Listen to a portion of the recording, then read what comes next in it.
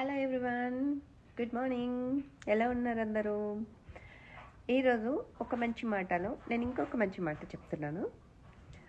అదేంటంటే, మనం ఎప్పుడైనా ఎవరికైనా 100 సార్లు ఆర్ 1000 సార్లు సహాయం చేసినా వాళ్ళకి పెద్దగా గుర్తుండకపోవచ్చు. ఎందుకంటే వాళ్ళకి ఆ టైంకి అది హ్యాపీ ఫీల్ అవుతారు, అంతే, దట్స్ డన్, మర్చిపోతారు.